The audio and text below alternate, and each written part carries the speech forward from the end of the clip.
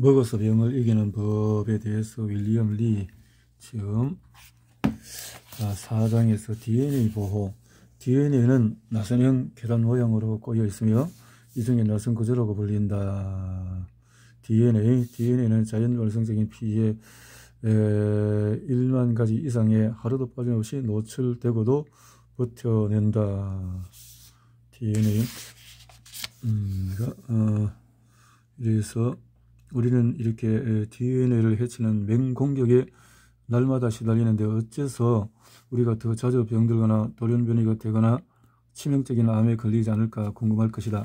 그 이유는 DNA에 기본적으로 스스로를 방어하고 보호하는 능력이 있어서 숱한 피해를 입어도 몸의 건강을 지켜나갈 수 있기 때문이다.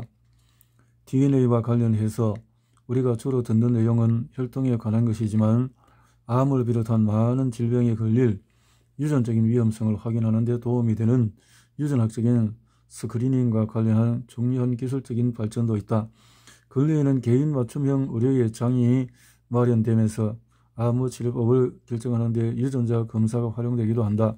또 DNA의 배열을 바꾸고 결함이 있는 유전자를 건강한 유전자로 바꾸는 데 활용하는 기술이 나왔다는 소식도 들어본 사람도 있을 것이다. 그런데 DNA에 관한 가장 놀라운 사실은 내가 지금부터 설명하려는 내용일지도 모른다.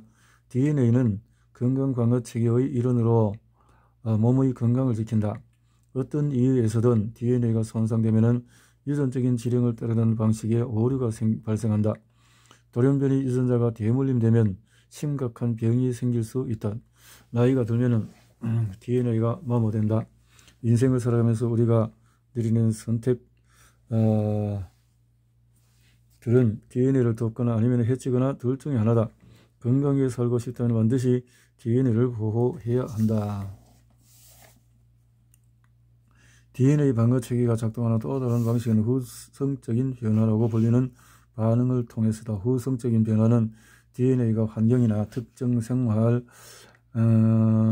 그래서 노출되었을 때 건강한 유전자를 증식하고 손상된 유전자를 차단할 수 있게 해준다. 이런 과정은 상황에 따라서 특정 유전자가 더 많아지거나 더 적어지도록 만든다. 텔로미어. 텔로미어는 신발끈 양쪽 끝을 덮어서 감싼 꼭지처럼 염색체의 양단에 위치한다. DNA 역사는 이제 초등학생들도 DNA가 무엇인지 이렇게 알고 있지만 놀랍게도 인류가 DNA에 관해서 알게 된 것은 고작 150년 정도밖에 안 되었다. DNA의 존재가 물리적으로 처음 발견된 것은 1869년 티빙겐의 의사 프리드리히 미셔의 연구에 의해서였다. DNA 과학. DNA는 소스 코드, 아데닌, 티민, 시토신, 구아닌 4가지 알파벳으로 시작되는 이름의 화학물질로 쓰인다. 나선형 계단의 각 칸은 이 알파벳들의 조합으로 이루어지며 예를 들면은 A, T, C, G 이런 조합의 배열은 하나의 유전자라고 알려진 단백질에 관한 총체적인 정보를 부호화한다. 놀랍게도 체내의 모든 세포는 이 소스 코드를 읽을 줄 안다. 세포들은 미니 3D 프린터처럼 작동하는 시스템에 이 코드를 다운로드한 뒤에 이를 이용해서 단백질을 만든다. 게놈이 어떻게 건강한 상태를 유지하는가를 이해하기 위해서는 인체에 놀랍도록 많은 양의 DNA가 있다는 점을 우선 고려해야 한다. 각 세포에는 DNA가 180cm 남짓 돌돌 감겨 굵게 뭉쳐진 실타래 모양인 염색체라 불리는 물질이 들어있다. 세포 핵 속에 들어있는 이런 염색체는 인간의 경우에 46개로 23개는 어머니에게서 나머지 23개는 아버지에게서 물려받는다. 체내의 모든 세포에서 DNA를 끄집어내어서 한 줄로 연결하면 약 676억 킬로미터에 이르는 유전자 고속 속도가 만들어진다. 이는 지구에서 명왕성까지 거리의 10배에 해당한다. 더 흥미로운 사실도 있다. 이런 대단한 DNA 고속도로의 3%만이 실제로 몸에서 유전자를 만든다. DNA의 97%의 유전자가 어떻게 사용되어야 하는지를 몸에 알려주는 항공교통관제소 역할을 한다. 분비는 공항에서 고도로 숙련된 항공교통관제소 직원들의 통제 하에 항공기들의 이착륙이 안전하게 이루어져야 하는 것과 마찬가지로 DNA의 기능은 절대적으로 정확하게 이행되어야 한다. 오류가 발생하면 치명적인 결과에 이를 수 있기 때문이다. 이렇게. DNA 손상의 위험은 애석하게도 우리가 사는 세상은 DNA 아주 위험한 것이다. 많은 외부적인 요소는 소스 코드를 파괴하고 손상시킬 수 있는 위협적인 존재다. 이렇게 해서 많은 DNA에서 가장 해로운 요소 중에 하나는 태양 자외선이다. 외출할 때 잊지 않고 항상 자외선 차단제를 바르는가? 연구에 따르면 자외선 차단제를 바르지 않을 경우 피부를 감동할 수 있는 해로운 태양 자외선이 DNA에 매 시간마다 10만 개의 병리를 만들 수 있다고 한다. 일단 햇볕에 누워서 햇볕을 쬐고 나면 실내로 자리를 옮겨들더라도 DNA를 향한 공격은 중단되지 않는다. 예일대학교 연구원들은 태양에 노출된 이후에도 피해가 계속된다는 사실을 밝혔다. 피부가 짙어지게 만들고 자외선을 흡수하는 멜라닌 색소는 흡수한 에너지를 화학 자극이라고 불리는 과정을 통해서 저장한다. 햇빛이 있는 곳에서 벗어나서 실내에서 몸을 식히는 중에도 억제되었던 에너지가 방출되면서 최소 3시간 이상 피부세포에서 DNA 변이를 일으키는 상태가 지속된다. 해변에서의 일광욕은 이렇듯이 건강에 해로울 수가 있다. 그런데 자각하지 못하는 사이에 DNA가 손상되는 경우도 있다. 아침 출근길에 자동차 유리창으로 쏟아져 들어오는 태양빛을 받으며 차를 탔던 적이 있다면 차를 타고 이동하는 내내 자외선이 당신의 DNA를 손상시키는 것이다. 그보다도 더 인식하기 힘든 경우는 비행기에 타 있는 순간이다. 비행기를 탈 때마다 자외선 차단제를 바르는가? 지금껏 안 발랐다면 지금부터는 바르는 것이 좋을 것이다. 캘리포니아 대학교 샌프란시스코 캠퍼스 연구원들이 2015년 JAMA 피부과학의 발표의 연구에 따르면 3000피트 상공에서 1시간 동안 비행하면서 조정실 창문으로 들어오는 햇빛에 노출되었던 항공기 조정사들을 트레이닝샵에서 25동안 시술을 받은 것과 동일한 양의 자외선에 노출되었다. 반직관적으로 느껴질지 모르지만 구름 낀 날씨는 오히려 더 위험하다. 구름은 자외선을 위에서 항공기 쪽으로 반사시키기 때문에 비행기에 탑승한 조종사와 승객들의 DNA 손상의 흑색적 발생 위험을 높인다. 위험 요인은 햇빛뿐만 아니라 땅에서는 유해한 방사선이 방사된다. 바로 지하실 틈으로 집에 스며드는 무치의 천연가스 라돈 같은 물질을 통해서다. 대지의 위치에 따라서 방출되는 라돈의 양이 다르긴 하지만 라돈은 DNA를 손상시키는 눈에 안 보이는 가택 침입자다. 담배에 있는 그 자체라도 DNA를 한다. 세탕, 영재, 관절, 카페 등등도 DNA를 써서 이런 독성 물질이 자손에게 전달될 수 있다는 보고가 되고 있다. DNA는 비스페놀, DF 야광막대에 카드뮴 같은 독성들이 있다. 벤젠, 또 드라이클리닝, 또 담배 같은 DNA가 손상되면 병이 들어가 심하게 사망할 수 하지만 DNA는 최대한 손상되지 않은 상태에서 한 세대의 다음 세대로 전달되어야 한다는 중요한 지령을 수행한다. 첫 번째, DNA 건강 방어 체계는 우리 몸에서는 날마다 믿기 힘들 정도로 많은 양의 DNA 손상이 일어나지만 DNA는 손상이 문제로 발전하기 전에 대부분 복구해내는 태생적인 능력이 있다. 자기 복구 효소가 태생적으로 갖춰진 덕분에 DNA에서 발생한 오류가 영구적인 변형으로 남는 경우는 1000분의 1 이하에 불과하다.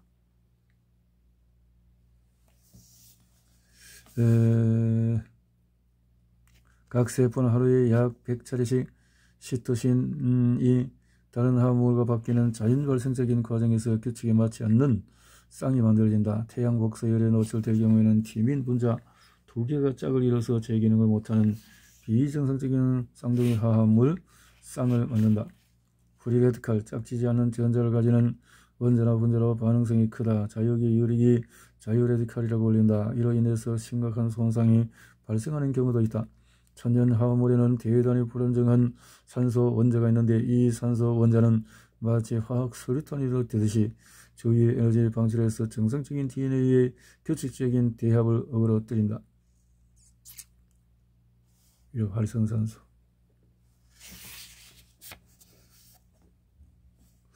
DNA 복구 체계의 활동에 나서면 세포는 발생한 비해의 파급 효과를 최소화해야 한다는 것을 인식하고 세포가 스스로를 복제하기 위해서 사용하는 복제 사이클에 제동을 건다. 그렇게 되면 손상된 DNA가 후손에 전달될 가능성이 적어진다.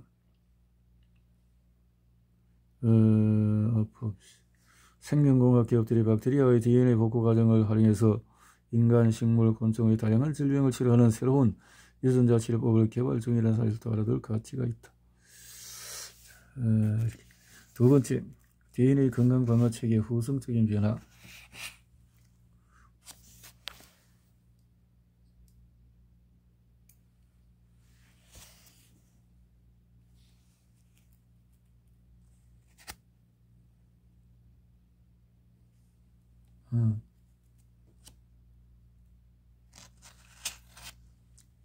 두 번째, DNA 건강 방어 체계 후성. 많은 사람들의 생각과는 달리 유전자의 운명은 태어날 때 정해지는 것이 아니다. 실은 그 반대에 가깝다. DNA 규칙 자체는 바뀌지 않지만은 환경에 따른 영향으로 일부 유전자가 활성화되거나 비활성화될 수 있다. 이때 영향을 끼치는 환경 조건은 평생 동안 숨쉬고 만지고 먹는 것들이 모두 포함된다. 이런 현상을 바탕으로 하는 DNA 건강 방어 수단이 있으니 바로 후성 유전학이다. 후성 유전학은 체내의 모든 세포가 동일한 DNA를 가지고 있는데 어떻게 그토록 다양한 종류의 세포와 기능이 존재하는지를 설명해 준다.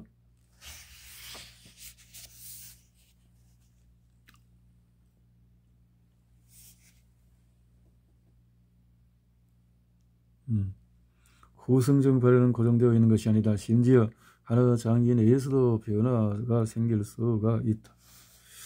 후성적 변화의 유형은 음식과 환경은 후성적 변화를 이야기할 수 있는데 이렇게 해서 변할 수 있다. 후성적 변화의 두 번째 유형은 히스톤 변형도 이렇게 변화가 있다는 거죠. 결과적으로 색다른 유전자들이 발견되거나 억제될 수 있어서 세포에서 단백질이 더 많이 혹은 더 적게 만들어진다. 마이크로. 후성 유전학에 대한 간단히 요약하면은 메틸하는 단백질을 생성하지 못하러 유전자를 잠재운다. 아세틸하는 감긴 DNA 플러스 유전자들이 단백질을 만들 수 있게 한다. 마이크로 RNA는 RNA 주형을 방해함으로써 특정 단백질의 생성을 선택적으로 차단한다. 건강의 이론 활동 대부분은 긍정적인 후성적인 변화를 낳는다. 건강의 이론 생활을 하자. 쥐를 이용한 실험에서 연구들이 운동이 뇌의 DNA 활동을 증가시킨다는 사실을 밝히고 있다. 운동이 이런 경우는 묶인 DNA를 풀어놓는 히스톤의 아세틸하로 뇌 건강을 유지시키는 단백질이 더 많이 생성되면서 나타난다. 그래서 숙면은 DNA 후성적 변화를 유도하며 밤을 새우는 것도 마찬가지로 변화를 유발한다. 연구 결과 8시간 동안 잠을 잤을 경우에 지방을 태워서 비만을 예방하는 유전자가 활성화된 반면에 잠을 못 잔 날에는 그런 유전자들의 활동이 저지가 되어졌다. 명상은 염증과 관련 있는 유전자들의 활성을 낮추는 유익한 후성적 변화를 유발한다. 환경적 위험 요인도 암, 자폐증, 우울증, 조현병, 알츠하이머, 자가면역 비만, 염증성 장질환, 비만을 비롯한 수많은 중증 질병을 앓는 환자들이 나타난 후성적인 변화의 요인이었다. 말할 것도 없이 유해한 후성적인 효과를 낼 수 있는 요인이라면 어떤 것이든 노출을 최소화해야 한다. 세 번째, DNA 건강 방어 체계는 텔로미어. 텔로미어는 염색체 DNA 양쪽 끝에 있어서 일종의 보호캡이다. 노후의 텔로미어를 길고 건강하게 유지하는 데 필요한 조건은 사실 아주 어린 나이에 정해진다.